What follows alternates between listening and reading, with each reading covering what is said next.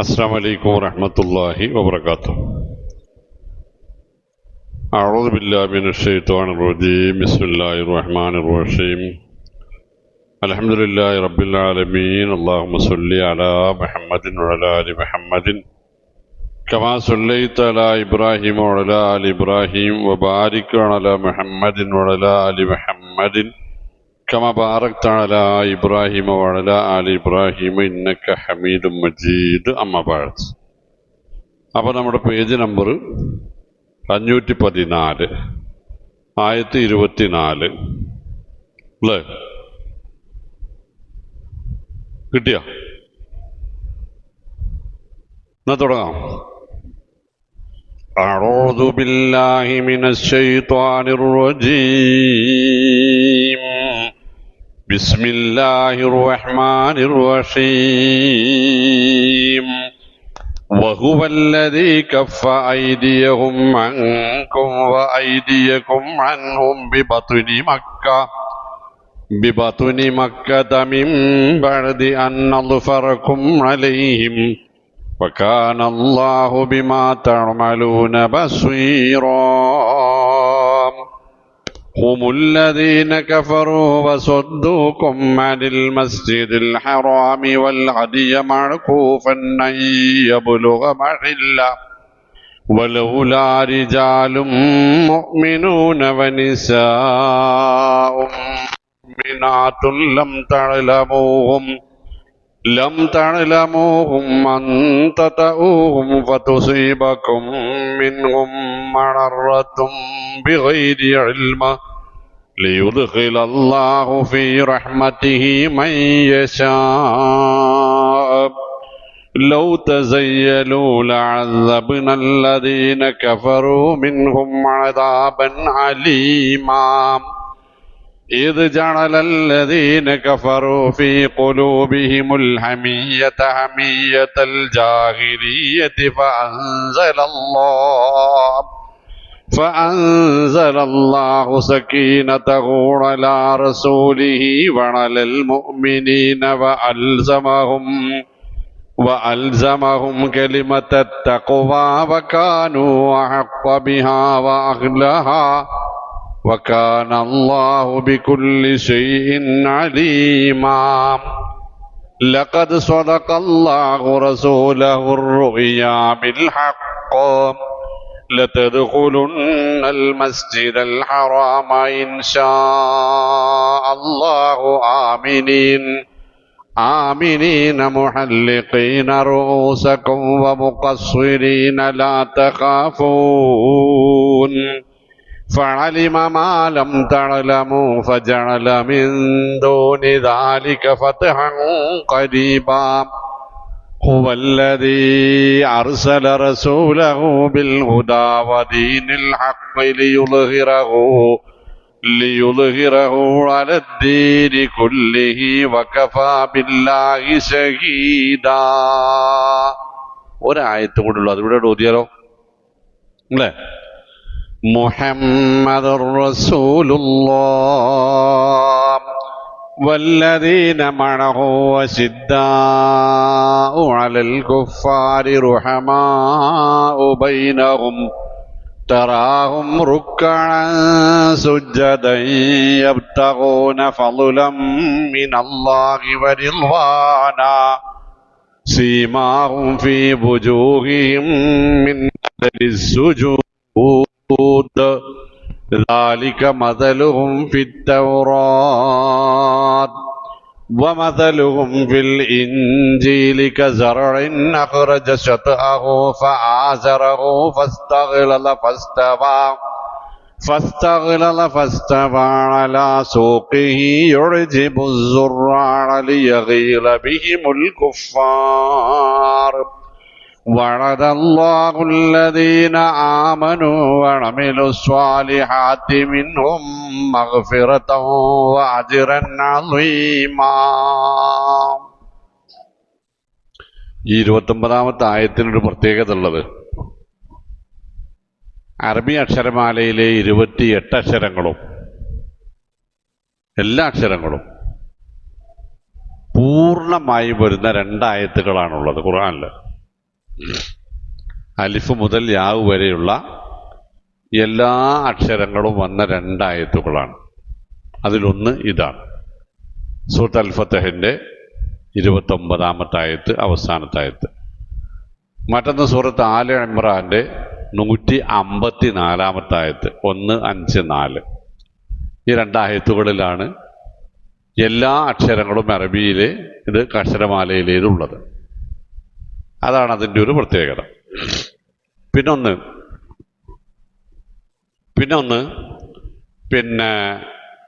നമ്മൾ മുസ്ലിമീങ്ങൾ ആരാവണം, നമ്മൾ എങ്ങനെയുള്ളവരാവണം, നമ്മളെക്കുറിച്ച് മുൻ വേദഗ്രന്ഥങ്ങളിൽ എന്താണ് പറഞ്ഞിട്ടുള്ളത് എന്നതൊക്കെയും ചർച്ച വരുന്നത് ഈ 29-ാമത്തെ ആയത്തിലാണ്. അപ്പൊ ഇതാണ് കാര്യം. ഇനി ഒരു കാര്യം പറയാനുള്ളത്, മിക്കവാറും അടുത്ത ഞായറാഴ്ച 1-ാമത്തെ തറാവീഹ് നമസ്കരിക്കേണ്ടി വരും. 10-ാം തീയതി മാസം കാണാനുള്ള സാധ്യതയുണ്ട്. 11-ാം തീയതി നോമ്പ് തുടങ്ങാൻ, 12-ാം തീയതി എന്തായാലും അത് ഉറപ്പാണ്. അപ്പം നമ്മൾ അടുത്ത ആഴ്ച എന്ത് ചെയ്യണം എന്നത് തീരുമാനമാക്കിയാൽ അതിനനുസരിച്ച് ക്ലാസ് സെറ്റ് ചെയ്യാം.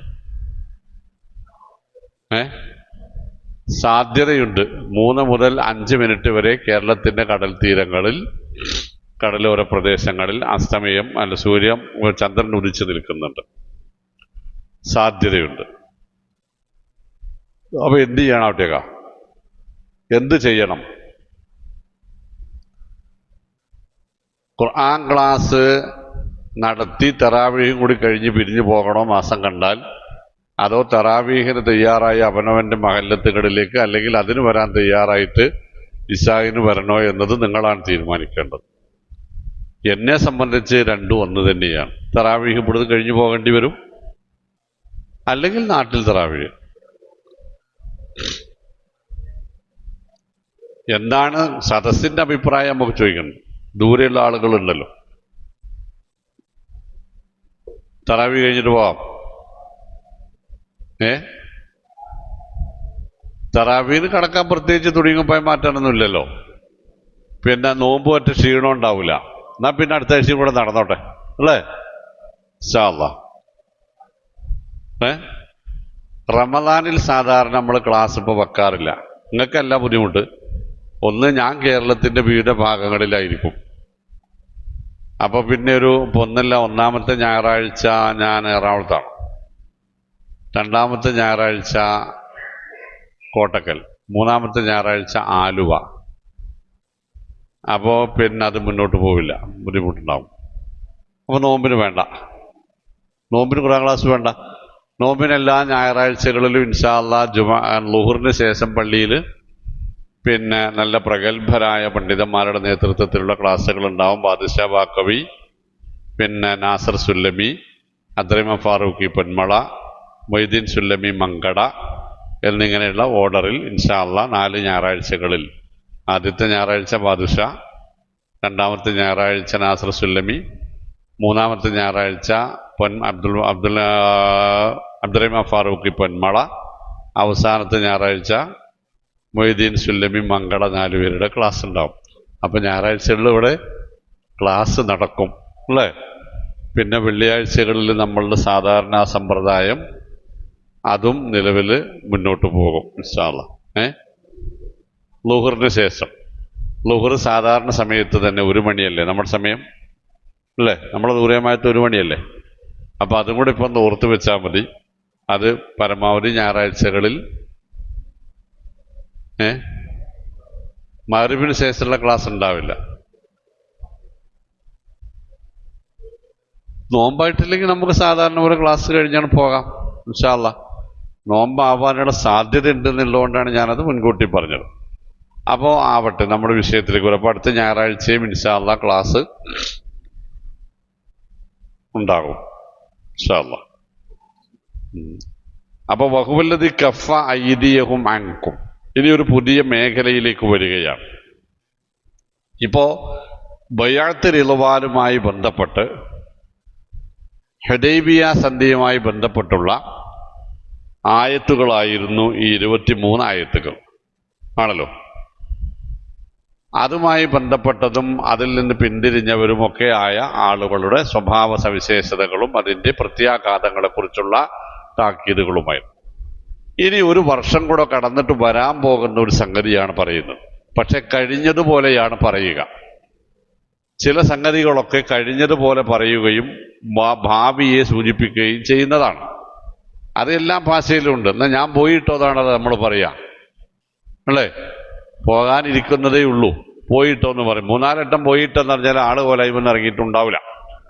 അതെല്ലാം ഭാഷ. വക്കാൻ അള്ളാഹു ഗഫൂർ റഹീമ എന്ന് പറഞ്ഞാൽ ഭാഷാപരമായി അള്ളാഹു പണ്ട് ഏറെ പൊറുക്കുകയും കരുണ ചെയ്യുന്നവരുമൊക്കെ ആയിരുന്നു എന്നാണ്. അപ്പൊ അതിന് ഭാഷാപരമായി തന്നെ അർത്ഥം പറയുകയാണെന്ന് വെച്ചാൽ അപ്പം അങ്ങനെയൊന്നും അല്ലട്ടോ എന്ന അർത്ഥമാണ് കിട്ടുക. അപ്പോൾ അതങ്ങനെയല്ല. അപ്പൊ അത് വെച്ചിട്ട് മുൻകൂട്ടി പറയുകയാണ് ഞാൻ. അതാണ് അതിന്റെ അർത്ഥം. വഹുവല്ലദീ കഫ ഐദിയഹും അൻകും. വഹുവല്ലദീ അവനത്രേ കഫ തടഞ്ഞു വെച്ചത്. കഫ് എന്ന് പറഞ്ഞാൽ നമ്മുടെ കൈപ്പത്തി എന്നാണ് അർത്ഥം. കഫ എന്ന് പറഞ്ഞാൽ തടഞ്ഞു നിർത്തുക. വഹുവല്ലദീ കഫ അവനാണ് തടഞ്ഞു നിർത്തിയത്. ഐദിയഹും നിങ്ങളുടെ ശത്രുക്കളുടെ കൈകൾ അൻകും നിങ്ങളിൽ നിന്ന്. ശത്രുക്കളെ നിങ്ങളിൽ നിന്ന് നിങ്ങൾക്ക് ആപത്ത് വരാതെ തടഞ്ഞു നിർത്തിയത് അള്ളാഹുവാകുന്നു. അതോടൊപ്പം ഐദിയക്കും നിങ്ങളുടെ കൈകളെ തടഞ്ഞു വെച്ചതും അള്ളാഹുവാകുന്നു. അൻകും അവരെ തൊടാതെ അവരെ തൊട്ട് അവരിൽ നിന്ന് നിങ്ങളുടെ കൈകളും നിങ്ങളിൽ നിന്ന് അവരുടെ കൈകളും തടഞ്ഞു വെച്ച് ഒരു യുദ്ധമോ പോരാട്ടമോ ഉണ്ടാവാതെ കാത്തു രക്ഷിച്ചത് അള്ളാഹുവാകുന്നു. എവിടെ വെച്ചിട്ടാ? ബിബത്വനി മക്ക താഴ്വരയിൽ വെച്ച്. അപ്പൊ ഏതാ? മക്ക വിജയമാണ് വിഷയം. മക്ക വിജയത്തിന്റെ സമയത്ത് ഏകദേശം 8,000-ഓളം വരുന്ന മുസ്ലിം സൈന്യം ഒരു ആയുധം ഉയർത്തുകയാണെങ്കിൽ പിന്നെ മക്കയിൽ ഒറ്റയാളും ജീവിച്ചിരിപ്പുണ്ടാവില്ല. അവർ വാളുയർത്തുകയാണെങ്കിലും അത് തന്നെയാണ് സംഭവം. അതോടുകൂടി മക്കയുടെ പവിത്രത, ഹറമിന്റെ പവിത്രത ഇല്ലാതാവുകയും ചെയ്യും. അപ്പൊ ഹറമിന്റെ പവിത്രത നഷ്ടപ്പെടാത്ത രൂപത്തിൽ നിങ്ങളെയും അവരെയും ഒരു പോരാട്ടത്തിൽ നിന്ന് തടുത്തു നിർത്തിയവൻ അള്ളാഹുവാകും. എന്നാൽ പോരാട്ടമുണ്ടായില്ല എന്നതുകൊണ്ട് നിങ്ങളുടെ ഉദ്ദേശം നടക്കാതെ പോയിട്ടില്ല. മിമ്പഴതി അൻ അൽഫറക്കും അലൈഹിം. അൽഫറക്കും നിങ്ങൾക്ക് വിജയം നൽകിയതിന് ശേഷം അലൈഹിം അവർക്കെതിരെ. സാധാരണ അറബുകളാണെങ്കിലും അല്ലെങ്കിലും ഒരു സമുദായത്തെ ശത്രുക്കളെ വിജയിക്കൽ എങ്ങനെയാണ്? പോരാട്ടത്തിലൂടെയാണ്. പോരാട്ടവും രക്തം ചിന്തലും കൊലപാതകങ്ങളും നാട് തകർക്കലും ഒക്കെയായി ഒരു നാട് പിടിച്ചടക്കുന്ന സാധാരണ സമ്പ്രദായത്തിൽ നിന്ന് വിപരീതമായി ഒരു പോറലും ഏൽക്കാതെ ഒരു ആപത്തുമില്ലാതെ സമാധാനത്തിന് ഭംഗം വരാതെ നിങ്ങൾക്ക് അല്ലാഹു മക്ക വിജയിച്ച് അടക്കി തരികയും ചെയ്തു. എന്നാൽ മക്കയുടെ ഹറമിന്റെ പവിത്രതക്കൊരു കോട്ടവും സംഭവിച്ചതുമില്ല. എന്നിട്ടെന്താ പറയാ? വക്കാനല്ലാഹു ബിമാ തഅമലൂന ഖബീറ ബസീറ. പക്ഷേ നിങ്ങൾ അറിയണം, വക്കാനല്ലാഹു ബിമാ തഅമലൂന, അല്ലാഹു സുബ്ഹാനഹു വ തആല ബിമാ തഅമലൂന നിങ്ങൾ പ്രവർത്തിക്കുന്നതിനെ കുറിച്ച് ബസീറ കണ്ടുകൊണ്ടിരിക്കുന്നവനാണ് എന്ന് നിങ്ങൾ മനസ്സിലാക്കണം. അത് 2 തലത്തിലാ പറയാ. മക്ക താഴ്വരയിൽ ചെറിയൊരു പോരാട്ടമുണ്ടായിട്ടുണ്ട്.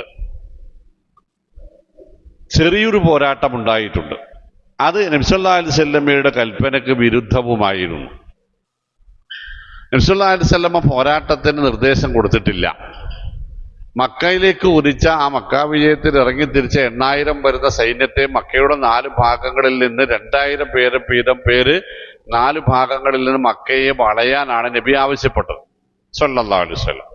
അപ്പൊ ആ വളച്ചിലിനിടയിൽ ഒരു വിഭാഗം ശത്രുക്കൾ അവരുടെ അരികിലൂടെ വന്ന ആളുകൾക്ക് നേരെ ആയുധമുയർത്തി പോരാട്ടം നടത്തി. അപ്പൊ അവരെ അത് ഒടുക്കി നിർത്താൻ വേണ്ടി അവിടെ ചെറിയൊരു പോരാട്ടം ഉണ്ടാവുകയും അവർ കീഴൊതുങ്ങുകയും ചെയ്തു. അതിനെക്കുറിച്ച് തന്നെ നബി സല്ലല്ലാഹു അലൈഹി വസല്ലമ പറഞ്ഞത് ഞാൻ നിങ്ങളോട് അതിന് കൽപ്പിച്ചിട്ടില്ലല്ലോ എന്നാണ്. അതാണ് വക്കാനല്ലാഹു ബിമാ തഅമലൂന ബസ്വീറ. എന്നാൽ നിങ്ങൾക്ക് അതിനിടയിൽ സംഭവിച്ച ഒരു അബദ്ധം അത് അല്ലാഹു കാണുകയും ചെയ്തിട്ടുണ്ട്. ഒന്നാമത്തതാണ്. രണ്ടാമത്തത് നമ്മളിലേക്ക് വലിച്ചു വെച്ചാൽ എന്താ കിട്ടാം? വക്കാനല്ലാഹു ബിമാ തഅമലൂന ബസ്വീറ. 8000 ആളുകൾ ഒരു നാട്ടിൽ കയറി ഇറങ്ങിയിട്ട് അവിടെ അവർ എല്ലാവരും കൂടി ഉണ്ടാക്കുന്ന കലപിലകൾക്കിടയിൽ ഒരു ചെറിയ അബദ്ധം സംഭവിച്ചത് അള്ളാഹു കണ്ടു എങ്കിൽ നമ്മളുടെ സ്വകാര്യ ജീവിതത്തിലോ നമ്മൾ ഒറ്റയ്ക്ക് ജീവിക്കുമ്പോഴോ നമ്മളിൽ നിന്നുണ്ടാകുന്ന പ്രവൃത്തികളും മറ്റു കാര്യങ്ങളും അള്ളാഹു കാണുകയില്ലേ? അള്ളാഹു അതും കണ്ടുകൊണ്ടിരിക്കുന്നു എന്ന തിരിച്ചറിവ് നമ്മളെ എന്തുമാത്രം വിശുദ്ധരും വിനയമുള്ളവരും ആക്കുന്നു നോക്കാണി. നമ്മളെ എന്തുമാത്രം ഈമാനും തഖ്വയും ഉള്ളവരുമാക്കും. നമ്മളെ അള്ളാഹു കാണുന്നു. ലാ തുദ്രിക്കുൽ അബ്സ്വാർ വഹുവ യുദ്രിക്കുൽ അബ്സ്വാർ. അള്ളാഹുവിനെ കണ്ണുകൾ കൊണ്ട് കണ്ടെത്താൻ കഴിയില്ല, പക്ഷേ എല്ലാ കണ്ണുകളെയും അള്ളാഹു പിന്തുടരുകയും ചെയ്യുന്നുണ്ട്. എല്ലാ കണ്ണുകളെയും അള്ളാഹു പിന്തുടരുന്നു. ഒരു കണ്ണിനും അള്ളാഹുവെ കണ്ടുപിടിക്കാനും കാണാനും കഴിയുകയില്ല. അപ്പൊ നമ്മളെ കണ്ടുകൊണ്ടിരിക്കുന്നു എന്ന ഒരു തിരിച്ചറിവ് നമ്മളിൽ ഉണ്ടാക്കിയെടുക്കാൻ നമുക്ക് സാധിക്കേണ്ടതുണ്ട്. ഇനി അല്ലാഹു സുബ്ഹാനഹു വ തആല പറയാണ്, ഇവരെ ഇങ്ങനെ വെറുതെ വിടാൻ പറ്റുന്ന കക്ഷികളൊന്നും അല്ല ഇവര്. ആര്? മക്കക്കാര്. അവർക്ക് കഴിഞ്ഞ 10-23 കൊല്ലമായിട്ട്, 13-8-21 കൊല്ലമായിട്ട് നിങ്ങളെ എങ്ങനെയെങ്കിലും തകർക്കണം എന്ന ഉദ്ദേശം മാത്രം ഉണ്ടായിട്ടുള്ളൂ. ശരിക്കു വേണ്ടത് അവരെ അടിച്ച് തകർക്കലാണ്. കാരണം ഉമുല്ലദീന, ഇവരാണ് കഫറു, താങ്കളെയും താങ്കളുടെ പ്രബോധന ദൗത്യത്തെയും അള്ളാഹുവിന്റെ വഹദാനീയത്തിനെയും കലിമത്ത് തൗഹീദിനെയും എതിർത്തവർ, നിഷേധിച്ചവരാണിവർ. ഒന്ന്, വസുദ്ദൂക്കും, നിങ്ങളെ തടഞ്ഞു വച്ചവരും അവർ തന്നെയാണ്. അനിൽ മസ്ജിദിൽ ഹറാം, മസ്ജിദുൽ ഹറാം ലക്ഷ്യം വെച്ച് കഴിഞ്ഞ വർഷം നിങ്ങൾ വന്നപ്പോൾ നിങ്ങളെ അവിടെ പ്രവേശിക്കാൻ സമ്മതിക്കാതെ തടഞ്ഞു വെച്ചവർ അവരാണ്. വൽ ഹദിയ, നിങ്ങൾ മദീനയിൽ നിന്ന് കൊണ്ടുവന്ന ബലിമൃഗങ്ങളെ, ഹദിയ് മഅകൂഫൻ, അതും അടയാളം വെക്കപ്പെട്ട ബലിമൃഗങ്ങളെ. കഴുത്തിൽ പ്രത്യേക അടയാളം ഉണ്ടായിരുന്നു ബലിമൃഗങ്ങൾക്ക്. മക്കയിലേക്ക് കൊണ്ടുവരുന്ന, കഅബയിലേക്ക് കൊണ്ടുവരുന്ന ബലിമൃഗങ്ങൾ അങ്ങനെ അടയാളം വെച്ച് ബലിമൃഗമാണെന്ന് മറ്റുള്ളവർക്ക്, അറബികൾക്ക് എല്ലാവർക്കും കാണാമായിരുന്നിട്ടും അയ്യബുലുഗ മഹില്ലഹു, ആ ബലിമൃഗങ്ങളെ യബുലുഗ എത്തിക്കുന്നതിൽ നിന്ന്, മഹില്ലഹു അതിന്റെ സ്ഥാനത്ത് അത് എത്തിക്കുന്നതിൽ നിന്ന് തടഞ്ഞു വെച്ചവരും അവർ തന്നെയാണ്. ഇവരെ ശരിക്കും നിങ്ങൾ എന്ത് ചെയ്യണമായിരുന്നു? അടിച്ചൊതുക്കണമായിരുന്നു അല്ലേ? വേറൊരിടത്ത് കാണാൻ ഇവരാണ് നിങ്ങളെ, നിങ്ങളുടെ വല്ലദീ അഖ്റജക്കും, ഇവരാണ് നിങ്ങളെ നിങ്ങളുടെ വീടുകളിൽ നിന്ന് പുറത്താക്കിയവർ, ഇവരാണ് കഅബയിൽ നിങ്ങളെ ആരാധിക്കാൻ സമ്മതിക്കാതെ തടഞ്ഞവർ, ഇവരെന്തുകൊണ്ടും ശിക്ഷാർഹരാണ് എന്നൊക്കെ പറയുന്നു അള്ളാഹു. പക്ഷേ എന്നിട്ടും അവർക്കെതിരെ ഒരു ആയുധം ഉയർത്താതെ, ഒരു സംഘട്ടനമുണ്ടാവാതെ മക്ക വിജയിച്ചെടുത്തത് എന്തിനാണെന്ന ചോദ്യത്തിന് ഒറ്റ ഉത്തരമേയുള്ളൂ. എന്താണ്? ഇന്ന ഇദ്ദത്ത ശുഹൂരി ഇൻദല്ലാഹി 12 ശഹ്റൻ ഫീ കിതാബില്ലാഹി യൗമ ഖലഖസ് സമാവാതി വൽ അർള് എന്ന് പറയുന്നിടത്ത് അല്ലാഹു സുബ്ഹാനഹു മിൻഹാ അർബഅത്തുൻ ഹുറും, 4 മാസങ്ങളും ഹറാമായ പവിത്രമായ മാസങ്ങളാണ്. അതേപോലെ മസ്ജിദുൽ ഹറാം പവിത്രമായ പള്ളി, ബലദുൽ ഹറാം പവിത്രമായ രാജ്യം. ആ പവിത്രതക്ക് കളങ്കമുണ്ടായിക്കൂടാ. അത് അന്നാട്ടുകാർ ചെയ്ത തെറ്റുകൊണ്ടാണെങ്കിൽ പോലും ആ പവിത്രതക്ക് മുസ്ലിമീങ്ങളായി കളങ്കമുണ്ടാക്കിക്കൂടാ. വലാ യജ്രിമന്നക്കും ശനആനു ഖൗമിൻ അലാ അല്ലാ തഅദിലൂ ഇഅദിലു ഹുവ അഖ്റബു ലിത്തഖ്വ. മറ്റുള്ളവർ നിങ്ങളോട് തെറ്റ് ചെയ്തു എന്നത് അവർക്കെതിരെ അനീതി പ്രവർത്തിക്കാൻ, തെറ്റ് ചെയ്യാൻ നിങ്ങൾക്ക് കാരണമായി കൂടാ. ഇഅദിലൂ, നിങ്ങൾ ആരോടാണെങ്കിലും നീതിയോടെ സത്യധർമാദികൾ നിലനിർത്തി പെരുമാറണം. ഹുവ അഖ്റബു ലിത്തഖ്വ, അതാണ് തഖ്വയോട് ഏറ്റവും അടുത്ത നിലപാട് എന്ന് പറയുന്നതിന് പ്രകടമായ ഒരു ഭാവം അല്ലേ? എന്തൊക്കെ ചെയ്തവരാണെന്ന് അവരെന്ന് ആലോചിച്ച് നോക്കുകയാണ്. നബി സല്ലല്ലാഹു അലൈഹി വസല്ലമയെ അവർ എന്തൊക്കെ ചെയ്തു, പിന്നെ സ്വഹാബി വര്യന്മാരെ അവർ എന്തൊക്കെ ചെയ്തു, എന്നെയൊക്കെ പിന്നെ വല്ലാതെ സങ്കടപ്പെടുത്തുന്ന ഒരു സംഗതി, ഒരു 18 വയസ്സുകാരനായ പയ്യനെ അവന്റെ ഉമ്മയുടെ മേൽനോട്ടത്തിൽ അമ്മാവന്മാർ ചേർന്ന് പിന്നെ ഈത്തപ്പന ഓല കൊണ്ട്, പച്ച ഓല കൊണ്ട് പായമടയുന്നു. എന്നിട്ട് ആ പായിൽ 17 വയസ്സുകാരനായി പയ്യനെ കെട്ടിപ്പരിയുന്നു. എന്നിട്ട് ആ പായക്ക് തീയിടുന്നു. ഇവരെന്ത് ചെയ്യണം? ഇവര് എന്ത് ചെയ്യണം? നിങ്ങൾ ആലോചിച്ചു, എന്ത് ചെയ്യണം?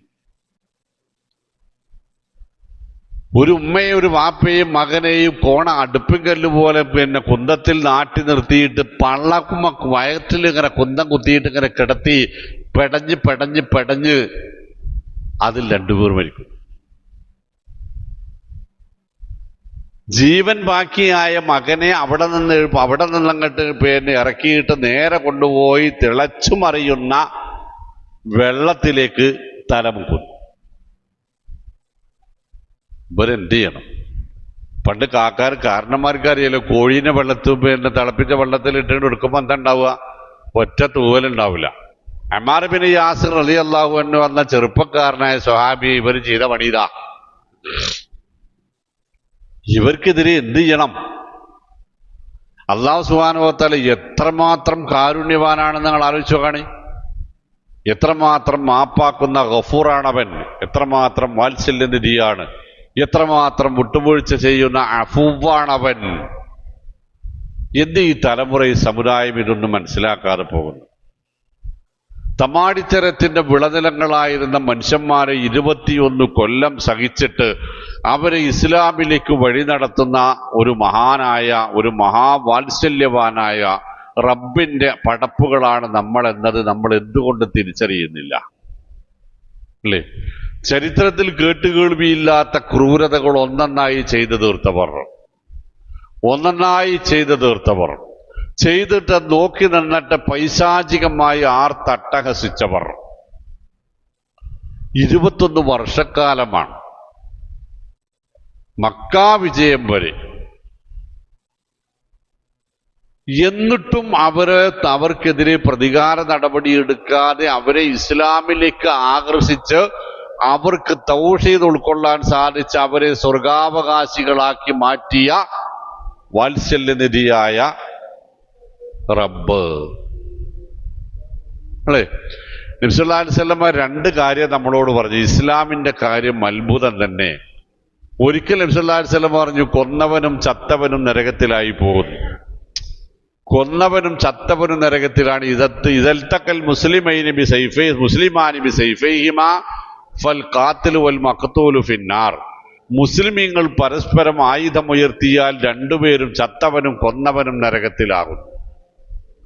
അപ്പൊ കൊന്നവൻ നരകത്തിലാ പോകുന്നത് ഞങ്ങൾക്ക് മനസ്സിലായി. ചത്തവനോ എന്ന് ചോദിച്ചപ്പോ നബി സല്ലല്ലാഹു അലൈഹി വസല്ലം, ഓൻ ആയുധം എടുത്തത് മറ്റവനെ കൊല്ലാൻ വേണ്ടിയിട്ടല്ലേ, ഓനത് സാധിച്ചില്ല എന്നല്ലേ ഉള്ളൂ എന്നാ മറുപടി. ഇതേ നബി സല്ലല്ലാഹു അലൈഹി വസല്ലം പറഞ്ഞു, ഇസ്ലാം ഒരു മഹാത്ഭുതമാകുന്നു, കൊന്നവനും ചത്തവനും സ്വർഗാവകാശിയാകുന്ന മഹാത്ഭുതം. കൊന്നവനും കൊല്ലപ്പെട്ടവനും സ്വർഗാവകാശിയാവുന്ന മഹാത്ഭുതം. അതെങ്ങനെയാണ് ദൂതരെ എന്ന് ചോദിച്ചപ്പോൾ ദൂതർ സല്ലല്ലാഹു അലൈഹി വസല്ലം പറഞ്ഞത്, ശത്രുക്കളുമായുള്ള പോരാട്ടത്തിൽ ഷഹാദത്ത് വരിക്കുന്ന മുസ്ലിമീങ്ങൾ സ്വർഗാവകാശികൾ, അവരെ കൊന്നയാളുകൾ പിന്നീട് ഇസ്ലാം സ്വീകരിച്ച് അവരും മുസ്ലിമീങ്ങളായി മരണപ്പെട്ട് സ്വർഗാവകാശികളാകുന്നു. അപ്പൊ ഒരു പ്രതികാര നടപടി ഉണ്ടോ നോക്കാണ്? ഇല്ലല്ലോ. റബ്ബിന് പ്രതികാര നടപടി നമ്മളോടില്ലെങ്കിൽ നമ്മൾ എങ്ങനെയാണ് മറ്റുള്ളവരോട് പ്രതികാരമെടുക്കുക? അല തുഹിബ്ബൂന യഗ്ഫിറല്ലാഹു ലക്കും എന്ന് അല്ലാഹു സുബ്ഹാനഹു വ തആല സൂറത്തുൻ നൂറിൽ നമ്മളോട് ചോദിക്കും. വൽയഅഫു വൽയസ്ഫഹു, എടോ ഒന്ന് വിട്ടുവീഴ്ച ചെയ്യടോ മറ്റുള്ളവരോട്, ഒന്ന് ദയ കാണിക്കടോ, വിശാല മനസ്കര കാണിക്കടോ മറ്റുള്ളവരോട്. അതുകൊണ്ട് നിനക്ക് നഷ്ടപ്പെടാനൊന്നുമില്ല. അലാ തുഹിബ്ബൂന യഗ്ഫിറല്ലാഹു ലക്കും, അള്ളാഹു നിങ്ങളോട് പുറത്തു തരണം, നിങ്ങൾക്ക് മാപ്പ് തരണമെന്ന് നിങ്ങൾക്ക് ആഗ്രഹമില്ലേ?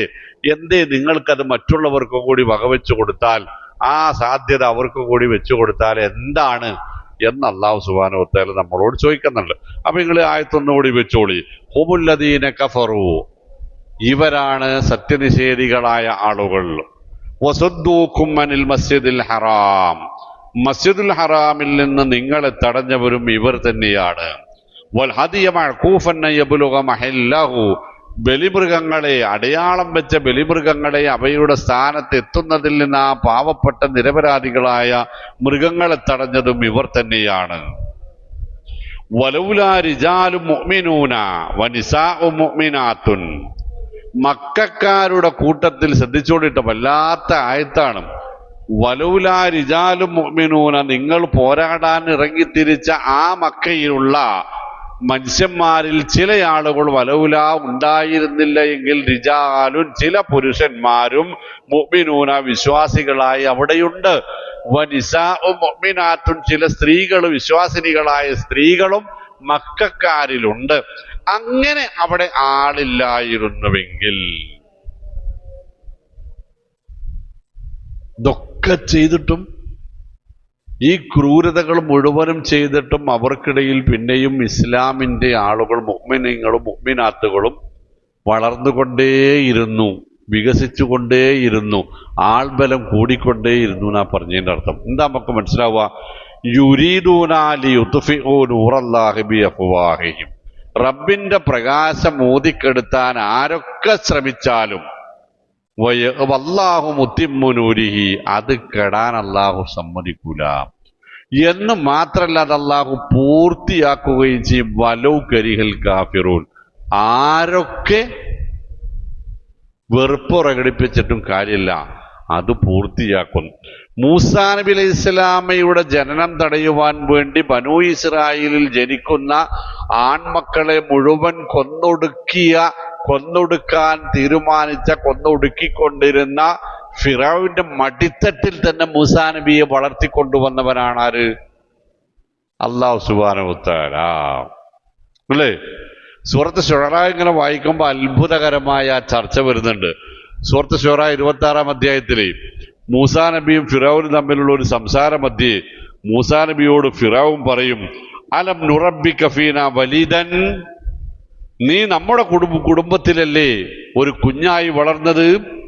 വലബിസ്ത ഫീനാ മിൻ ഉംരിക സിനീൻ, നിന്റെ വയസ്സിൽ ഒരു നിശ്ചിത കാലം വരെ, ചെറുപ്പക്കാരനാവണം, യുവാവാകുന്നത് വരെ ഇവിടത്തെ ചോറും കൂട്ടാനും തന്നിട്ട് രാജകുമാരനായിട്ടല്ലേ നീ വളർന്നത്?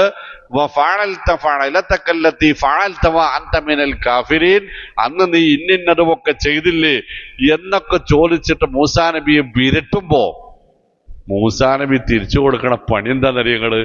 22-ാമത്തെ ആയത്ത് വായിച്ചാ മതി. വതിൽക നിഅമത്തുൻ തമുന്നുഹാ അലയ്യ അൻ അബ്ബത ബനീ ഇസ്രായീൽ.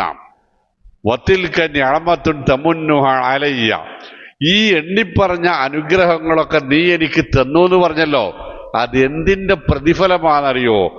അൻ അബ്ബത ബനീ ഇസ്രായീൽ, എന്റെ ആളുകളെ അടിമയാക്കി കാലങ്ങളോളം പീഡിപ്പിച്ചതിന്റെ തിരിച്ചടിയാണോ അത്? സുബ്ഹാനല്ലാഹ്. നമ്മൾ അള്ളാനെ നല്ലോണം പഠിക്കാൻ വേണ്ടിയിട്ട് ഞാൻ അത് പറഞ്ഞിട്ടോ. നമ്മളെ മടിത്തട്ടിൽ നമ്മുടെ ശത്രു ഉണ്ട് എന്ന് പറഞ്ഞത് ഇതേ അള്ളാഹു തന്നെയാണ്. ഇന്ന മിൻ അസ്വാജിക്കും ഔലാദിക്കും അതുവല്ലക്കും, നിങ്ങളുടെ ഇണകളിലും മക്കളിലും നിങ്ങളുടെ ശത്രുക്കളുണ്ട് എന്ന് പറഞ്ഞതും ഇതേ റബ്ബ് തന്നെയാണ്. എന്തെങ്കിലും തർക്കമുണ്ടോ? ഞാൻ കൊല്ലാൻ ഇറങ്ങിത്തിരിച്ച ഒരു ഏകഛത്രാധിപതിയുടെ മടിത്തട്ടിലേക്ക് കൊല്ലാൻ വിചാരിച്ചിരുന്ന ആൾ കയറി വരുന്നു, കൊല്ലപ്പെടേണ്ട ആൾ കയറി വരുന്നു അല്ലേ? എന്നിട്ട് കൊല്ലപ്പെടേണ്ടുന്ന തൻ്റെ അന്തകനായി മാറുന്ന ഈ കുഞ്ഞിനെ സ്വന്തം മടിയിൽ രാജസിംഹാസനത്തിൽ വെച്ച് കളിപ്പിച്ച് വളർത്തിക്കുന്നു. രാജകീയമായ എല്ലാ അധികാരങ്ങളും ആഡംബരങ്ങളും ആ കുഞ്ഞിന് വകവെച്ചു കൊടുക്കും. ആർക്ക്? തന്നെ കൊല്ലാനുള്ള, തൻ്റെ അന്തകനായി മാറാനുള്ളവന്. അതാണ് ആര്? ദാലികുമുല്ലാഹു റബ്ബുക്കും ലഹുൽ മുൽക്ക്. അതാണ് റബ്ബ്. ഒരു തിരിച്ചറിവ് നമുക്ക് ഉണ്ടാവേണ്ടത്. ഖുർആനിനെ ഇടത്തും വലത്തും മറിച്ചിട്ടും തിരിച്ചിട്ടും വായിച്ചാൽ ഒരു സന്ദർഭത്തെ മറ്റൊരു സന്ദർഭം കൊണ്ട് നമുക്ക് കൂടുതൽ വികസിപ്പിച്ചെടുക്കുകയും വ്യക്തമാക്കിയെടുക്കാനും വിശദീകരിച്ചെടുക്കാനും കഴിയും, വിശുദ്ധ ഖുർആനിനെ മാത്രം. അപ്പൊ അല്ലാഹു സുബ്ഹാനഹു വ തആല പറഞ്ഞത് വലൗലാ റിജാലും മുഅ്മിനൂന വനിസാഉ മുഅ്മിനാത്തുൻ. ഇത്രയൊക്കെ കഷ്ടപ്പെട്ടിട്ട് നിങ്ങൾക്കെതിരെ നിന്നിട്ടും നിങ്ങളുടെ ദീനിനെതിരെ നിന്നിട്ടും അവർക്കിടയിൽ തന്നെ ഇങ്ങനെ കുറെ പഞ്ചപാവങ്ങളായ മുഅ്മിനീങ്ങൾ ജീവിച്ചു കൊണ്ടിരിക്കുന്നുണ്ട്. അങ്ങനെ ഇല്ലായിരുന്നുവെങ്കിൽ അവരെല്ലാം തഴലമൂഹും, അവരാരൊക്കെയാണെന്ന് നിങ്ങൾക്കിട്ട് മനസ്സിലായി തിരിയുകയും മനസ്സിലായിട്ടില്ല. നിങ്ങൾക്കറിയില്ല അവരാരൊക്കെയാണ്. 450 കിലോമീറ്റർ ദൂരെയാണല്ലോ ഈ സമൂഹം ഉള്ളത്. ഇന്നത്തെ പോലെയുള്ള സൗകര്യങ്ങളൊന്നും ഇല്ലല്ലോ. ഇവിടെ ആരൊക്കെ മുസ്ലിമീങ്ങളായിക്കണോ, ആരൊക്കെ മുസ്ലിമീങ്ങളായിട്ടില്ല, ആരൊക്കെയാണ് ശത്രുക്കൾ, ആരൊക്കെയാണ് മിത്രങ്ങളെന്ന് ആർക്കും അറിയില്ല. അള്ളാന്റെ ഒരു കരുതൽ നോക്കാണ് ഈ സമുദായത്തിന്റെ നേരെ. അങ്ങനെ നിങ്ങൾക്കവരെ അറിയില്ല. നിങ്ങൾക്കവരെ അറിയാതെ ഒരു പോരാട്ടമുണ്ടാവുകയും ഓഹോം, ആ പോരാട്ടത്തിൽ നിങ്ങളിൽ നിന്ന് അവർക്ക് പരിക്കേൽക്കുകയും ചെയ്താൽ, ആർക്ക്? അവിടെയുള്ള സത്യവിശ്വാസികൾക്ക്. ഫതുസീബക്കും മിൻഹും മഅറത്തും ബിഗൈരി ഇൽമിൻ, ഫതുസീബക്കും, നിങ്ങൾക്കതിന്റെ പേരിൽ ഉണ്ടായിത്തീരാനുള്ള സാധ്യതയുണ്ട്. നിങ്ങൾക്കതിന്റെ പേരിൽ ഉണ്ടാകും. എന്ത്? മുസ്ലിമീങ്ങളെ കൊല്ലുന്ന ഒരു അവസ്ഥയുണ്ടാകും. ആ അവസ്ഥയുണ്ടായാൽ മുസ്ലിമീങ്ങളുടെ ഖിയാമത്ത് നാളോളമുള്ള സൽപ്പേരിന് അത് മാത്രം മതി കളങ്കം വീഴാൻ. ഒരു തയ്യാറെടുപ്പ് ഈ സമുദായത്തിന്റെ നേരെ അള്ളാഹുവിന്റെ മിന്നത്ത്, അള്ളാഹുവിന്റെ ദയയും ദാക്ഷിണ്യവും എത്രമാത്രമാണ്. വലബന്നലം അൻതതഊഹും ഫതുസീബക്കും മിൻഹും മഅറത്തും ബിഗൈരി ഇൽമിൻ, നിങ്ങൾക്കറിയാതെ വല്ല അനിഷ്ടകരമായതും സംഭവിച്ചാൽ ലിയുദ്ഖിലല്ലാഹുൽ മുഅ്മിനീൻ ലിയുദ്ഖിലല്ലാഹു ഫീ റഹ്മതിഹി മൻ യശാ, അള്ളാഹു അവൻ ഉദ്ദേശിക്കുന്ന അവന്റെ സത്യവിശ്വാസികളെ സ്വർഗത്തിൽ പ്രവേശിപ്പിക്കാമെന്ന വാക്കുണ്ടല്ലോ, അതിനത് തടസ്സമാവാനുള്ള സാധ്യതയുണ്ട്. ലിയുദ്ഖില, പ്രവേശിപ്പിക്കുവാൻ വേണ്ടി അല്ലാഹു ഫീ റഹ്മതിഹി, അവൻ ഉദ്ദേശിക്കുന്നവരെ മയ്യശാ, അവന്റെ അനുഗ്രഹത്തിൽ കാരുണ്യത്തിൽ സ്വർഗത്തിൽ പ്രവേശിപ്പിക്കുമെന്ന തീരുമാനത്തിന് ഇത് കളങ്കം വരാനിടയുണ്ട്. അതുകൊണ്ടാണ് അവിടെ ഒരു പോരാട്ടമില്ലാതെ നാം നിങ്ങളെ കാത്തുരക്ഷിച്ചത്. ഇത്ര കൃത്യം നോക്കാണി അല്ലേ? അതുകൊണ്ടാണ് മക്കയിൽ ഒരു പോരാട്ടമില്ലാതെ നാം മക്ക നിങ്ങൾക്ക് കീഴ്പ്പെടുത്തി തന്നത്. ഒരു പോരാട്ടത്തിലൂടെ കീഴ്പ്പെടുത്താവുന്നതേ ഉള്ളൂ, ഈസിയായിട്ട് നടക്കും. നിങ്ങൾ 313 ആളുകൾ 1000 ആളുകളെ ഇല്ലുപേരിനെ തോൽപ്പിച്ചവരാണ്. പിന്നെ നിങ്ങൾക്ക് 8000 ആളുകൾക്ക് മക്കാരെ തോൽപ്പിക്കുക എന്നതൊരു വിഷയമല്ല. പക്ഷെ അതിനിടയിൽ ഇങ്ങനെ ഒരു സംഭവം ഉണ്ടാവാൻ സാധ്യതയുണ്ട്.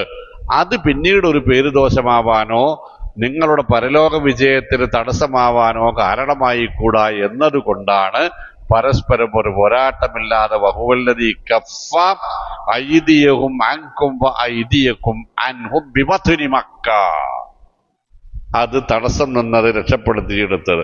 ലൗ തസയ്യലു, നോക്കിക്കോളിട്ടാ, ലൗ തസയ്യലു,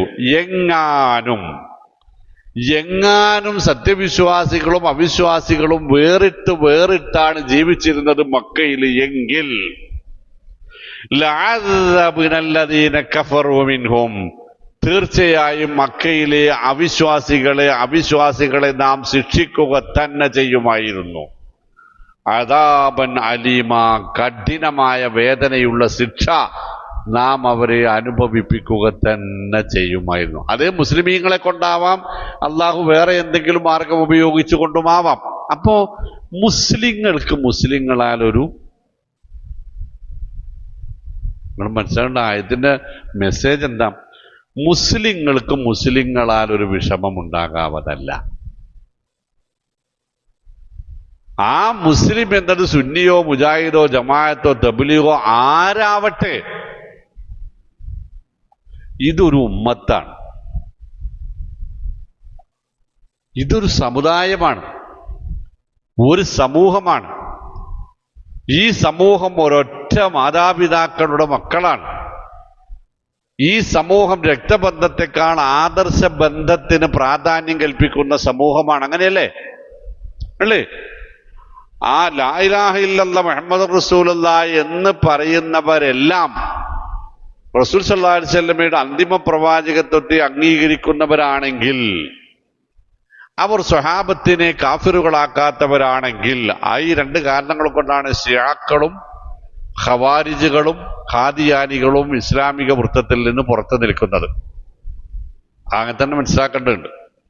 നബി തിരുമേനി സല്ലല്ലാഹു അലൈഹി വസല്ലമയുടെ അന്തിമ പ്രവാചകത്വത്തിൽ ഖാദിയാനികൾ വിശ്വസിക്കുന്നില്ല. ഖാദിയാനി അല്ല, ഖാദിയാനി കേട്ടോ. അത് പഞ്ചാബിലെ, പാകിസ്ഥാൻ പഞ്ചാബില് ഉൾപ്പെട്ടിരുന്ന അവിഭക്ത പഞ്ചാബിലെ ഒരു പ്രദേശമാണ്. ഇപ്പൊ അത് ഇന്ത്യയിലാണെന്ന് തോന്നുന്നു. എനിക്കൊരു വ്യക്തതയില്ല, ഇന്ത്യയിലാണെന്നാണ് എൻ്റെ ഒരു അറിവുള്ള ഓർമ്മയിലുള്ളത്. ഏതായാലും അവിടെ ജീവിച്ചിരുന്ന മിർസാ ഗുലാം അഹമ്മദ് പ്രവാചകനാണെന്ന് പറഞ്ഞു വരികയും റസൂൽ സല്ലല്ലാഹു അലൈഹി വസല്ലം അന്തിമ പ്രവാചകനല്ല, ശ്രേഷ്ഠ പ്രവാചകനാണ് എന്ന് തിരുത്തി പറയുകയും ചെയ്തതിന്റെ പേരിലാണ് അയാളും അയാളുടെ അനുയായി വൃന്ദങ്ങളും ഇസ്ലാമിക ലോകത്ത് നിന്ന് പുറത്താണ്, മുസ്ലിങ്ങളുടെ വൃത്തത്തിന്റെ അപ്പുറത്താണ് അവർ എന്ന് മുസ്ലിം പണ്ഡിതന്മാർ ലോകത്താകമാനം സംഘടനാ വ്യത്യാസമില്ലാതെ ഫത്വ നൽകേണ്ടി വന്നത്. അവരോട് സലാം പറയാൻ പാടില്ല, മടക്കാൻ പറയാൻ പാടില്ല, കെട്ടിക്ക് ചുടുക്കാൻ പാടില്ല, കെട്ടാൻ പാടില്ല, മുസ്ലിം ഖബർസ്ഥാനിൽ കർമാടാൻ പാടില്ല, അവരോടൊപ്പം നിസ്കരിക്കാൻ പാടില്ല, അവർ നമ്മളെ പിന്നിൽ നിസ്കരിക്കാൻ പാടില്ല എന്നിടത്തേക്ക് അവരെ കൊണ്ടുപോയത് ലാ ഇലാഹ ഇല്ലല്ലാഹ് ഇല്ലാഞ്ഞിട്ടല്ല. മുസ്ലിമീങ്ങളെ കൂടുതൽ മനസ്സിലാക്കാനും ഞാൻ പറഞ്ഞത്, നബി തിരുമേനി സല്ലല്ലാഹു അലൈഹി വസല്ലമയുടെ പ്രവാചകത്വത്തെയും അവർ അംഗീകരിക്കാതിരിക്കുന്നില്ല. നബി സല്ലല്ലാഹു അലൈഹി വസല്ലം ഏറ്റവും ശ്രേഷ്ഠനായ പ്രവാചകനാണ് എന്നും അവർ അംഗീകരിക്കുന്നു. പക്ഷേ അന്തിമ പ്രവാചകനാണ് എന്നത് അവർ അംഗീകരിക്കുന്നില്ല. അവർ പറയുന്നത് പിന്നെയും പ്രവാചകന്മാർ വരാം എന്നാണ്. പക്ഷെ ഇപ്പോ അത് ആപത്തായി മാറിയിരിക്കുന്നു എന്നത് വേറെ കാര്യം. മിർസാ ഗുലാം അല്ലാതെ വേറെ ഒരാൾ ഇനിയിപ്പോ ഈ കള്ളത്തരം പറഞ്ഞ് വരില്ല എന്നവർ വെറുതെ വ്യാമോഹിച്ചു പോയി. പക്ഷെ സംഭവിച്ചത്, അവർക്കിടയിൽ നിന്ന് ഇപ്പോൾ മൗറീഷ്യസിൽ ഒരു പ്രവാചകൻ വേറെ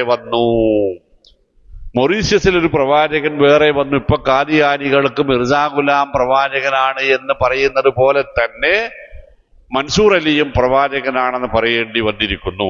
എന്നാൽ മൻസൂർ അലിയെ അംഗീകരിക്കാത്തതാണ് ഖാദിയാനി വിഭാഗം. ഇവര് മൗറീഷ്യസുകൾ എന്ന് പറഞ്ഞിട്ട് പുതിയൊരു വിഭാഗമായി മാറി. പ്രവാചകന്മാർ വന്നുകൊണ്ടേ ഇരിക്കുകയാണ്. ഇതുകൊണ്ടാണ് ഇവർ പോകുന്നത്. റസൂലുള്ളാഹി സ്വല്ലല്ലാഹു അലൈഹി വസല്ലമക്ക് ശേഷം അലി റളിയല്ലാഹു അൻഹുവിനായിരുന്നു ഖിലാഫത്ത് ലഭിക്കേണ്ടത്. അലി റളിയല്ലാഹു അൻഹുവിന്റെ ഖിലാഫത്ത് അബൂബക്കർ, ഉമർ, ഉസ്മാനും പിടിച്ചു പറിക്കുകയുണ്ടായി. ആകയാൽ അവർ 3 പേരും കാഫിറുകളാകുന്നു എന്നതാണ് ശിയ വിശ്വാസത്തിന്റെ അടിത്തറ. സ്വഹാബത്തിനെ കാഫിറുകളാക്കുന്നവർ അതോടുകൂടി ഇസ്ലാമിൽ നിന്ന് പുറത്തായി പോയി. അലി റളിയല്ലാഹു അൻഹും മുആവിയ റളിയല്ലാഹു അൻഹും തമ്മിലുണ്ടായ ഒരു യുദ്ധ നീക്കത്തിനിടയിലുണ്ടായ ഒരു മധ്യസ്ഥത, പരിശുദ്ധ ഖുർആൻ പറയുന്നതിനനുസരിച്ച് മധ്യസ്ഥത നമുക്ക് തീരുമാനങ്ങൾ എടുക്കാം എന്ന് അലി റളിയല്ലാഹു അൻഹും മുആവിയ റളിയല്ലാഹു അൻഹും തീരുമാനിക്കുന്നു. അലി റളിയല്ലാഹു അൻഹു അദ്ദേഹത്തിന്റെ പ്രതിനിധിയായി അബൂ മൂസ അശ്അരി റളിയല്ലാഹു അൻഹുവിനെയും മുആവിയ റളിയല്ലാഹു അൻഹു അദ്ദേഹത്തിന്റെ പ്രതിനിധിയായി അബൂ മൂസ അശ്അരി റളിയല്ലാഹു അൻഹുവിനെയും തീരുമാനിക്കുന്നു. ഉടനെ പുതിയൊരു കക്ഷി രൂപപ്പെട്ടു വരുന്നു. മതവിഷയങ്ങളിൽ തീരുമാനമെടുക്കാൻ അള്ളാഹുവിന് മാത്രമേ അധികാരമുള്ളൂ. മതവിഷയങ്ങളിലെ തീരുമാനം മറ്റൊരാൾ മറ്റൊരാളെ ഏൽപ്പിക്കുകയാണെങ്കിൽ അത് ശിർക്കാകുന്നു. അതുകൊണ്ട് മധ്യസ്ഥനെ വെച്ച അലിയും കാഫിറാകുന്നു, മധ്യസ്ഥനായി നിന്ന അബൂ മൂസയും കാഫിറാകുന്നു, മധ്യസ്ഥനെ തീരുമാനിച്ച മുആവിയ കാഫിറാകുന്നു, മുആവിയയുടെ മധ്യസ്ഥനായി വന്ന പ്രതിനിധിയായി വന്ന അംർ ഇബ്നു ആസ് കാഫിറാകുന്നു റളിയല്ലാഹു അൻഹു അജ്മഈൻ. ഇവർ എടുക്കുന്ന തീരുമാനം അംഗീകരിക്കാമെന്ന് പറഞ്ഞവരെല്ലാം കാഫിറുകളാകുന്നു എന്ന് പറഞ്ഞവരാണ് ഖവാരിജുകൾ. അങ്ങനെയാണ് അവർ ഇസ്ലാമിൽ നിന്ന് പുറത്തു പോകുന്നത്. അപ്പൊ ഈ 2-3 ദുസ്വഭാവങ്ങൾ നമ്മൾ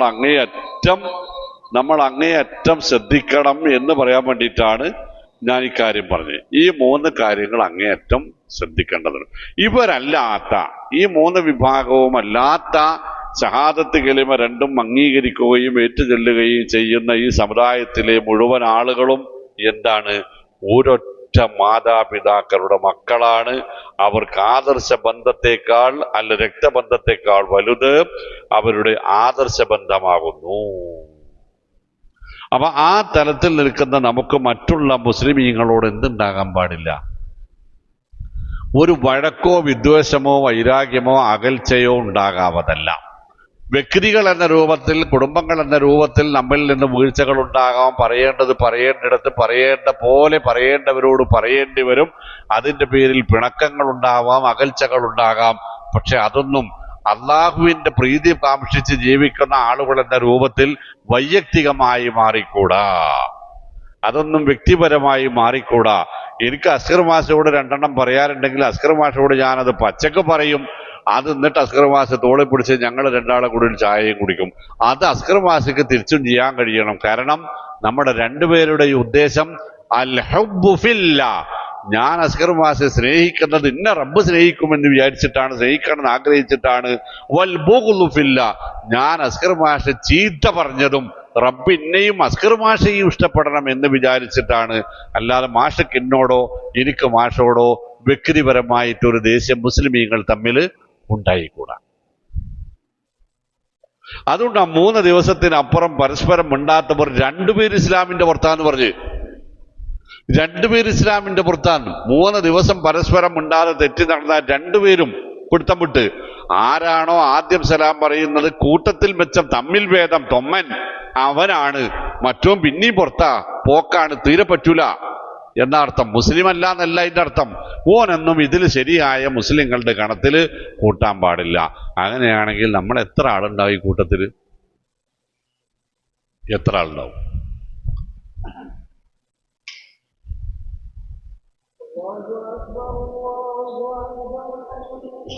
അതിൽ നിന്നൊക്കെ ഒരു മാറ്റം വേണം.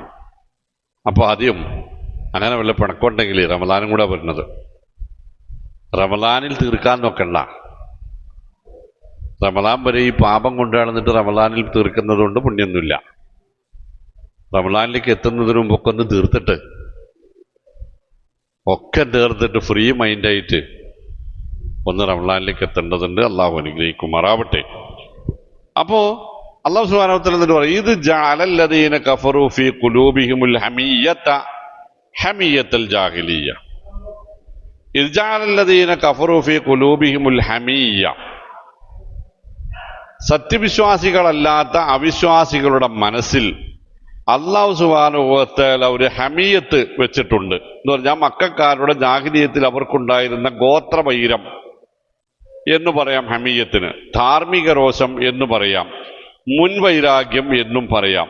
മക്കക്കാരെ സംബന്ധിച്ചാണ് പറയുന്നത് എന്നതുകൊണ്ട് ഇതിന് മുൻവൈരാഗ്യം, കോപം, ദുരഭിമാനം എന്നൊക്കെയാണ് പറയാ.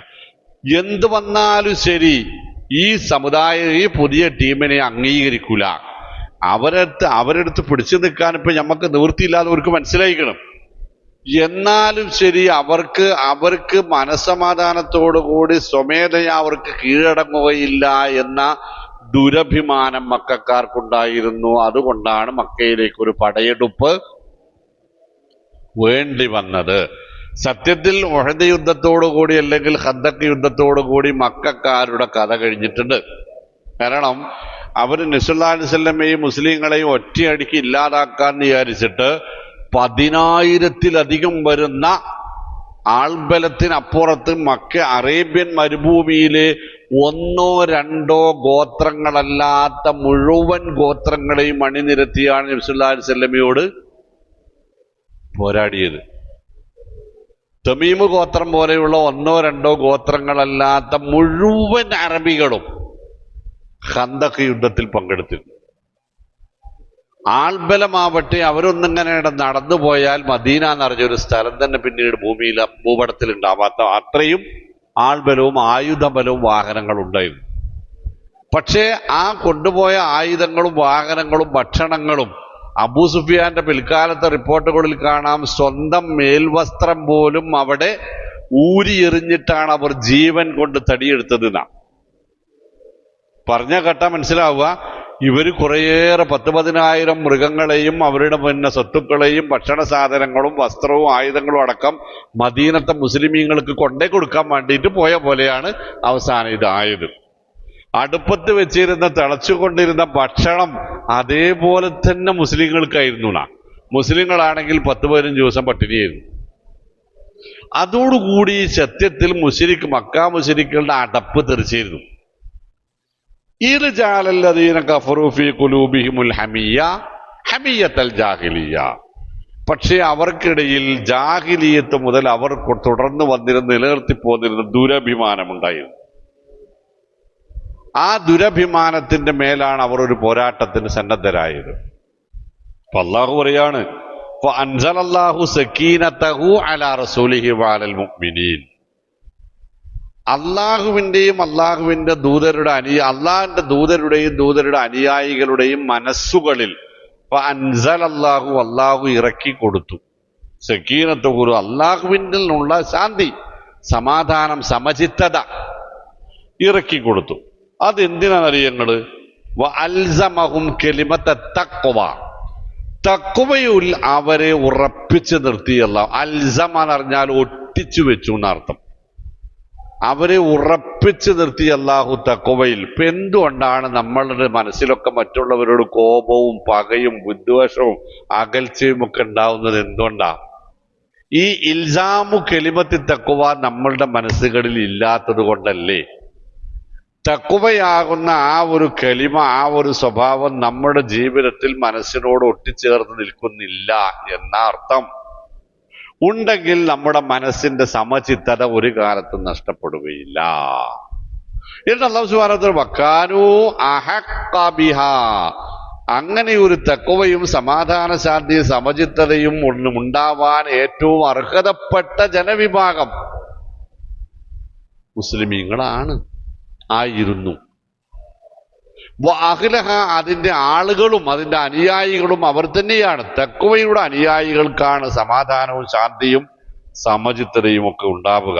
അത് ഏത് പ്രതിസന്ധി ഘട്ടത്തിലും മുസ്ലിമീങ്ങളുടെ സ്വന്തം സ്വത്താണ്.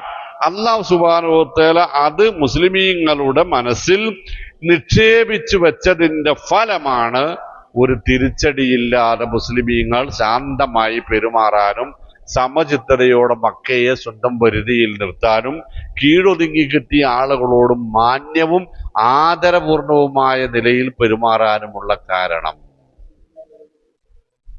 ഞാൻ മനസ്സിലാക്കിയെടുത്തോളം മക്കയിൽ അറേബ്യൻ ജീവിതത്തിൽ മക്ക വിജയത്തിന് ശേഷവും മുമ്പും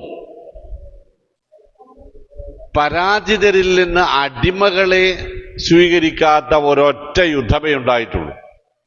അത് മക്ക വിജയം. പരാജിതരിൽ നിന്ന്, അത് മക്കയിലെ മാത്രമല്ല, ലോകത്തിന്റെ സാഹചര്യം അതാണ് ആണല്ലോ. നമ്മൾ ഇടക്കിടക്ക് പറയാറുണ്ട്, അമേരിക്കയിലേക്ക് ബ്രിട്ടീഷുകാർ വലിച്ചു കൊണ്ടുപോയ ഇന്ത്യക്കാരും ആഫ്രിക്കക്കാരും ഒക്കെയാണ് അമേരിക്കൻ ജനതയുടെ ആദിമവാസികൾ, അമരിന്ത്യൻസ് എന്നൊക്കെ അറിയപ്പെടുന്നത്. അടിമപ്പണിക്ക് കൊണ്ടുപോയതാണ്. അടിമപ്പണിക്ക് കൊണ്ടുപോയതാണ്. അടിമത്തം എന്നത് ലോകത്ത് നൂറ്റാണ്ടുകളോളം നിലനിന്ന സമ്പ്രദായമാണ്. അത് രണ്ട് തരത്തിലാണ്. ഒന്ന്, അടിമകളുടെ യുദ്ധങ്ങളിലും മറ്റും പിടിക്കപ്പെട്ട അടിമകൾക്കുണ്ടാകുന്ന മക്കൾ, അടിമകൾ പിടിക്കപ്പെടുന്നവർ അടിമകളായി മാറുന്നു. പിന്നെ അവർക്ക് ആ അടിമകൾക്കുണ്ടാകുന്ന മക്കൾ പാരമ്പര്യമായി അടിമകളായി മാറുന്നു. ചന്തകളിൽ നിന്ന് വിലക്ക് വാങ്ങാൻ കിട്ടുന്ന മനുഷ്യന്മാരെ അടിമകളാക്കാൻ, വില കൊടുത്ത് വാങ്ങാനും വിൽക്കാനും കഴിയുന്ന രൂപത്തിലേക്ക് മനുഷ്യന്മാരെ കൊണ്ടുപോയി കേരളത്തിൽ വരെ ഉണ്ടായിരുന്നു എന്ന് മലയാളത്തിന്റെ പ്രശസ്തനായ എഴുത്തുകാരൻ വയനാടിന്റെ പശ്ചാത്തലത്തിൽ എഴുതിയ നാരായൺ എന്നാണ് എഴുത്തുകാരന്റെ പേര്. സ്കൂളിലെ പാഠപുസ്തകങ്ങളിൽ ഞാൻ പഠിപ്പിച്ചിട്ടുണ്ട്. വയനാടിന്റെ പശ്ചാത്തലത്തിൽ എഴുതിയ കേരളത്തിലെ അടിമക്കച്ചവടത്തെക്കുറിച്ചുള്ള കഥ ഞാൻ സ്കൂളിൽ പഠിപ്പിച്ചിട്ടുണ്ട്. അപ്പൊ ഇതൊരു തട്ടിയാൽ നീങ്ങാത്ത വസ്തുതയാണ്. ആ വസ്തുതയെ ഇസ്ലാം കൈകാര്യം ചെയ്ത രീതി ലോകത്തിനെന്നും അത്ഭുതമായിരുന്നു എന്നത് വേറെ കാര്യം. ഇത് ഞാൻ പറഞ്ഞു വന്നത് ഈ മക്ക വിജയത്തിന് ഇറങ്ങിത്തിരിച്ചപ്പോൾ മാത്രമേ ഒരു കുഞ്ഞുകുട്ടിയെപ്പോലും അടിമയാക്കി പിടിക്കാത്തതുള്ളൂ. കാരണം അവിടെ പരാജിതരായി തലകുമ്പിട്ട് നിൽക്കാൻ ആരെയും അനുവദിച്ചിട്ടില്ല. ആ നാട് ഇങ്ങോട്ട് സ്വന്തമായി ആ നാട്ടുകാർ സ്വന്തം പഞ്ചമുച്ച മടക്കി കീഴ്പ്പെട്ടപ്പോൾ നബി സല്ലല്ലാഹു അലൈഹി വസല്ലം അവരോട് പറഞ്ഞത്, നിങ്ങൾ സ്വതന്ത്രരാണ്, നിങ്ങൾക്ക് നിങ്ങളുടെ ഇഷ്ടം പോലെ ജീവിക്കാം, സ്വതന്ത്രരാണ് എന്നാണ്. ഒരൊറ്റയാളും അവിടെ അടിമകളായിട്ടില്ല. എന്താ കാരണം? മുസ്ലിമീങ്ങളുടെ മനസ്സ് നിറയെ ശാന്തിയും സമാധാനവും സമചിത്തതയും ഈമാനും തഖ്വയുമായിരുന്നു എന്നാണ്. അവരൊരു പോരാട്ടത്തിന് യുദ്ധവിജയത്തിന് പോയതല്ല, സമ്പത്തിന് പോയതല്ല. അവർ അവരുടെ പിറന്ന നാട്ടിലെ ആരാധനാ സ്വാതന്ത്ര്യത്തിന് വേണ്ടി ഇറങ്ങി തിരിച്ചവരാണ്. പിറന്ന നാട്ടിൽ താമസിക്കാനും അവിടെയുള്ള ആരാധനാ സ്വാതന്ത്ര്യത്തിനും വേണ്ടി ജീവിച്ചവരാണ്. അവിടെ കീഴടക്കപ്പെട്ട ആളുകളോട് പോലും പറഞ്ഞത് നിങ്ങൾ സ്വതന്ത്രരാണ് എന്നാണ്. എന്താ ഇതിന്റെ അർത്ഥം? അടിച്ചൊതുക്കി മതം മാറ്റലായിരുന്നില്ല ഇസ്ലാമിക പോരാട്ടങ്ങളുടെ ലക്ഷ്യം എന്നാ അതിന്റെ അർത്ഥം. മക്കയിൽ വിഗ്രഹാരാധകരായിരുന്ന ആളുകൾ കീഴ്പ്പെട്ടു നിന്നപ്പോൾ പറഞ്ഞത് നിങ്ങൾ ഇനി വിഗ്രഹങ്ങളെ ആരാധിക്കാൻ പാടില്ല, ഈ നാട്ടിൽ ജീവിക്കണമെങ്കിൽ തൗഹീദ് ഉൾക്കൊള്ളണം എന്നല്ല, നിങ്ങൾ സ്വതന്ത്രരാണ് എന്നാണ്. ഒരു പ്രതികാര നടപടി നിങ്ങൾ ലാ തസ്രീബ അലൈക്കുമുൽ യൗം ഉണ്ടാവൂല. അതിലാണ് അവർ അത്ഭുതപ്പെട്ടത്. അവർക്കൊന്നായിട്ട് പൊതുമാപ്പ്, എന്താ പറയാ, പൊതുമാപ്പ് എന്നല്ലെന്ന് പറയാ, ആ പൊതുമാപ്പ് അവരുടെ പ്രതീക്ഷക്കും അപ്പുറമായിരുന്നു.